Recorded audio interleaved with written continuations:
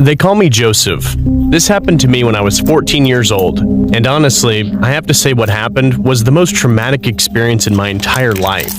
I was out in the park playing ball with my friends, who we'll call Nikita, Ivan, and Vlad.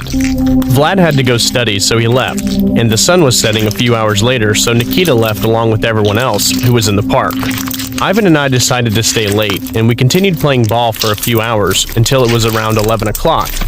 It was pitch black, so we decided to wrap it up and go home, as our parents would be worried sick.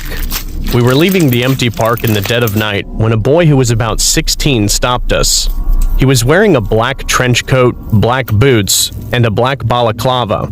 He introduced himself as Draven, and he asked if we wanted to play. It was really late, and I felt a bit uncomfortable interacting with him due to what he was wearing, and also due to the fact that it was a bit odd that some kid would come out this late at night. I was about to respectfully decline and just walk past him, when Ivan, who was a bit of an irresponsible, immature idiot who didn't sense danger, stopped me, and told me that this guy seemed cool, and that it wouldn't harm if we stayed another hour and played with him. After listening to Ivan talk for another 15 minutes, I reluctantly agreed to play with him until midnight.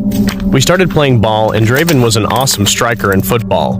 We also struck up a conversation and learned that Draven went to a school nearby, loved playing football and video games, as well as sneaking out at night, and that he wore his weird clothing so he wouldn't get caught. He seemed interesting, and he seemed very polite and friendly as well.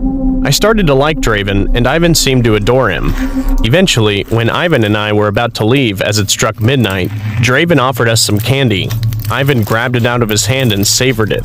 I was a bit cautious at first, not knowing what might be in it, but I remember that Draven was a normal kid who was very polite, so I grabbed the candy and ate it. The candy tasted a bit off, but as I sucked on it longer and longer, I realized it tasted awesome, but I wanted some more, and so did Ivan. Draven said he had hundreds of those candies at his house, and that he also had pizza, chips, cake, donuts, chocolates, and energy drinks at his house, and that if we came to his house, we could have more. As Ivan and I were addicted to that candy, we agreed, and Draven told us to follow him. He led us through the park, into the dark forest, and we walked through that dark forest for over an hour before we reached a rundown, shabby, broken abandoned house with a black van that was parked right in front of the house. I was craving the candy, so Ivan and I rushed to the door. However, for some reason, I looked at the window next to the door and I saw 4 men there. One of the men was a bald, 25-year-old wearing a green t-shirt who was around 6 foot 6 inches and 320 pounds and was extremely muscular. Another one was a man around 20 years old with long, brown, messy hair who was around 6 foot 7 inches and was 280 pounds, and he was wearing a biker's outfit. The third man was a blonde-haired man of 32 who was wearing glasses and was about 5 foot 8 and 155 pounds. He also seemed to be wearing a jumpsuit and a cap. The fourth man was a man of 51 who stood at 6 foot 2 inches and he was wearing a tuxedo.